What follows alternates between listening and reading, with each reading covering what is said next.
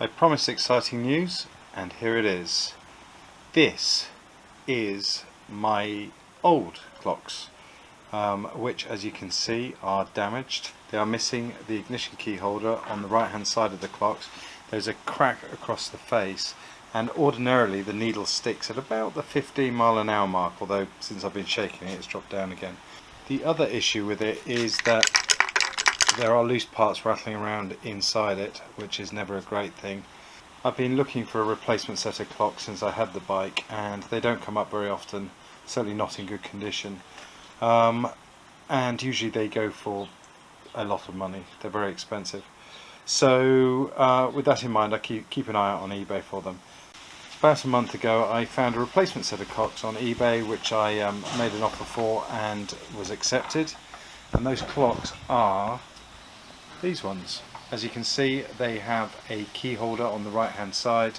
The knob and the rubber guard that the knob sits in is off the original set of clocks I had. I've switched them over already, and you may notice that it is in kilometers, not miles an hour. So having ordered these from eBay from an American seller, imagine my surprise when a package arrives from Iran. Yep, Iran, America's favourite country. The seller, who is claiming to be from the United States, is in fact Iranian, which is not a problem for me because the clocks arrived, but it is a flagrant abuse of eBay rules and regulations. So anyway, back to the clocks. The difference between these and the original ones are obviously that they are in kmh, not in miles an hour, which is a bit of a problem for me, because whilst I do vaguely know what kmh are and quite like the concept, it's not easy to convert miles an hour into kmh in your head as you're going through various different speed zones. I verified the accuracy of the speedometer this morning using GPS against what it was reading in kilometers. It's about right. I think at about 100 kmh it's about 5 kilometers an hour out indicated. The needle's a little bit weeble wobbly, but not nearly as bad as the old clocks. The reason I've already fitted the clocks is because I wanted to verify that they actually worked prior to wiring up the ignition switch. It's very simple. There are two nuts underneath, and that's pretty much all that holds it on, excluding the speedo cable and the plug-in light bulbs. Tonight's job is to start, if not complete, the moving of the ignition switch from its armoured housing, where it was put by a previous owner, to give it somewhere to mount, given that the old clocks were broken, and move it into its original position. I will probably have to remove the clocks from their mounting again, but that's only 2 bolts, and I have a feeling I'm going to have to unwire the ignition switch in order to feed it back through the top of the mounting and into the headlight bowl. So it's going to be a bit of a fiddle, and I honestly don't think I'm going to film that because it's just going to be boring as hell, like most of my videos. So that's now loose, but in order to extract the ignition barrel out of this cage, I have to disconnect the cable from the headlight bulb, and once again we're into the spaghetti monster that is the front headlight bulb. Luckily though, this part of the system has not been played with, so I can get to the ignition cables without having to unsolder anything, so that's something. All I've got to do is somehow get it out to the back of that bird's nest, up through the back of the system and out the top. Easy peasy. I only went and spoke too soon. That connector block will not pass through that orifice.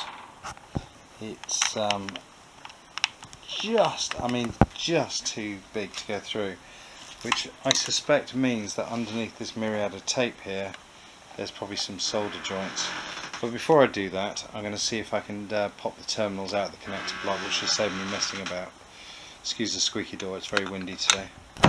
Given the history of the electrics on this bike, I thought I would probably revert and see what the previous owner had done before I removed the connector. Oh my god. I mean, it works, but it doesn't. How much does a soldering iron cost? That is an absolute dog's breakfast. So I'm going to undo it at this point and solder it properly in the workshop and then come back and fit it properly. About half an hour's work has led to the cables being soldered back up together and proper heat shrink put over them. And I have a longer length of heat shrink that I'm going to push up over those, and that should seal it all in. We're at the position now, whilst I haven't pushed the ignition switch home yet, we have the ignition cables coming down and running into the back of the headlamp and now connected to the ignition block. Hopefully I'll be able to push this through there, and this will just clip into the housing, and that, fingers crossed, should be it.